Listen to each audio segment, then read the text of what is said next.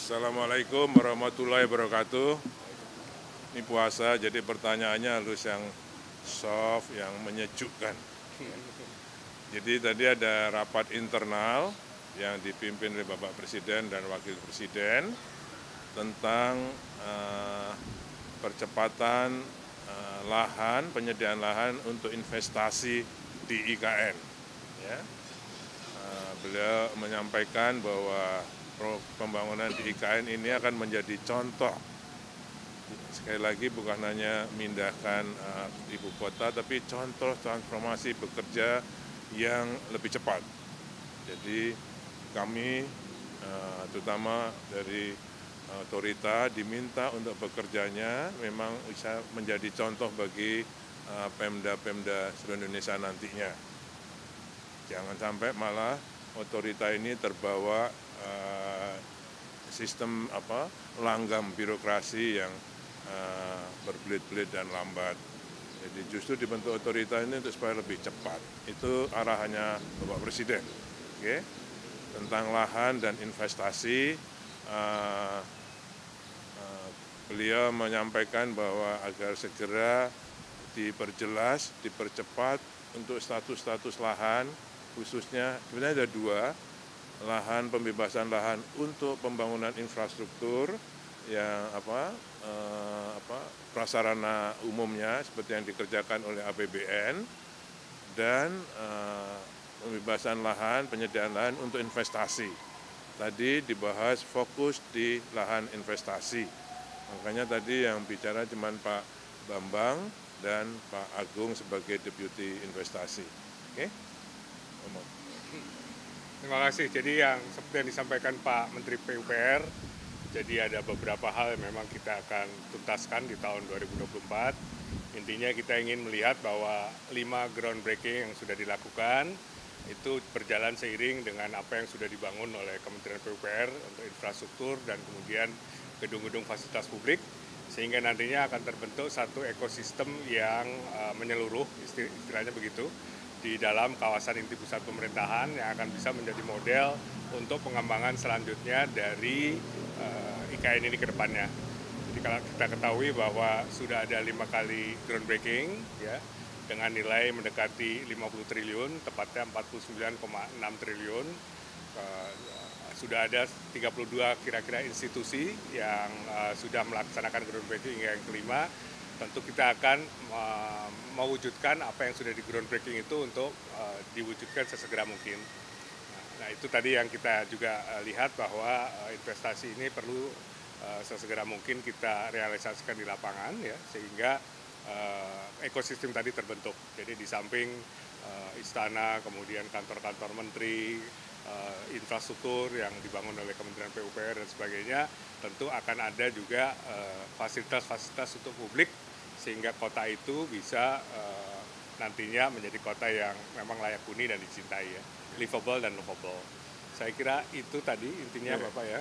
Ada dua hal yang diarahkan oleh Bapak Presiden, khususnya untuk kesiapan lahan untuk investasi, dan percepatan investasi. Karena beliau banyak mendapat keluhan-keluhan dari investor tentang kecepatan investasi di IKN. Arahannya beliau ada dua. Pertama, agar disediakan desk untuk pengaduan investasi, investor, dan juga agar disiapkan PIC untuk menangani atau berkomunikasi dengan investor. Jadi apakah satu PIC untuk satu investor, apakah satu PIC untuk 5 investor, atau satu PIC untuk 10 investor. Sehingga investor itu bisa komunikasi intens dengan pejabat IKN itu yang namanya PIC itu. Ya, itu satu. Ya.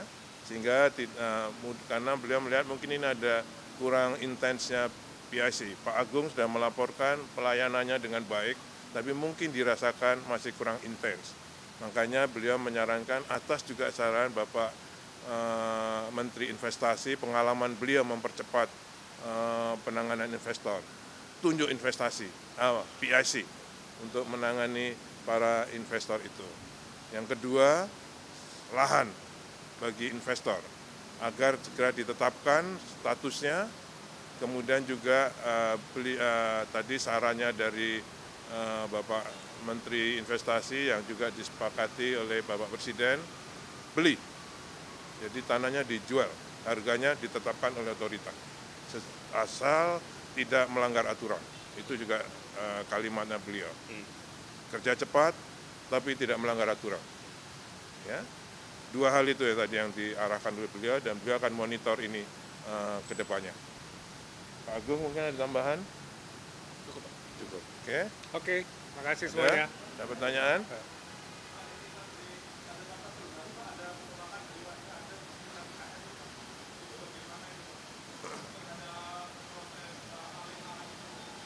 Saya kira kita prinsipnya semuanya harus lebih baik ya, penduduk yang di sana lebih baik. Jadi komunikasi intens sedang berjalan di lapangan. Iya, betul.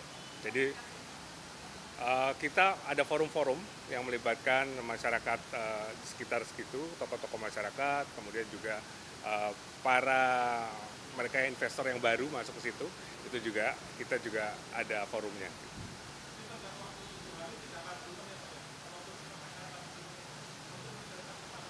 Enggak, saya kira prinsipnya sekali lagi kita tidak akan mengusur semena-mena ya, dan komunikasi itu berjalan sekarang.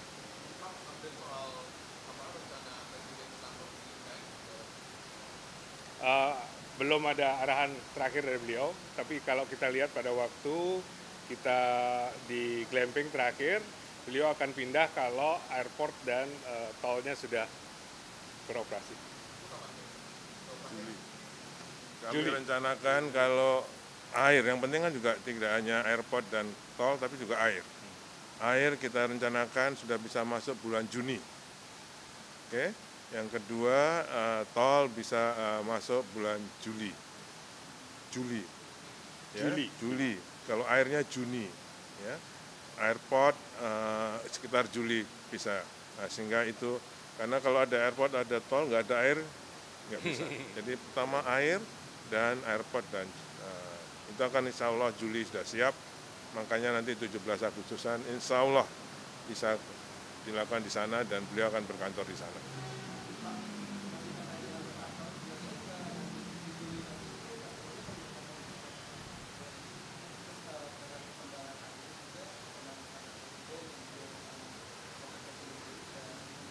Kalau Istana Wakil Presiden baru akan dibangun, ya masih lelang, jadi masih dibangun. Kalau kantor Presiden, Istana Presiden, insya Allah sudah siap pada bulan Juli itu. Desainnya berubah. Oke. Total waktu lelang pertama kami dengan desain yang juara sayembara pertama, tapi setelah dicek Pak Presiden, beliau melihat perlu direvisi, sehingga kita revisi. Nah itu nanti kita nggak tahu lelang ulang atau enggak itu, tapi baru akan dimulai. Ini tahun ini. Saya belum informasi pastinya, mudah-mudahan ya bangsa Juni Juli baru. Ya, saya kira setahun. Ya. Kemarin kan ada pemberitaan soal Stanford University akan membangun kampus di IKN, Pak. Tapi dalam MOU yang disepakati di Stanford sendiri disebutkan hanya akan membuat research center, Pak. Mungkin ada penjelasan mengenai ini, Pak? Jadi Stanford itu sudah berproses cukup lama. Dari September pada waktu dekannya datang ke kita, mereka memberikan satu letter of intent, ingin membangun ya. Kemudian ditindaklanjuti pada waktu kunjungan Presiden ke kampus Stanford University. Intinya adalah memang kita ingin membangun pusat riset dulu. Karena untuk membangun universitas itu kan butuh banyak hal ya. Gitu ya. Jadi kita mulai dengan riset, dan untuk riset ini kita bekerja sama dengan alumni Stanford. Jadi nanti yang insya Allah akan membangun fisik gedungnya itu alumni Stanford. Nah, kemudian nanti knowledge-nya, risetnya segala macam akan dimulai segera setelah gedungnya itu jadi. Dan tidak hanya Stanford yang akan membangun, ada beberapa universitas lain yang akan membangun juga. research center. Jadi kita akan fokus kepada research center walaupun ada beberapa universitas yang memang akan membangun universitas. Nanti pada waktunya kita share. Oke, mudah-mudahan Mei nanti kita. Assalamualaikum. Ya, terima kasih semuanya.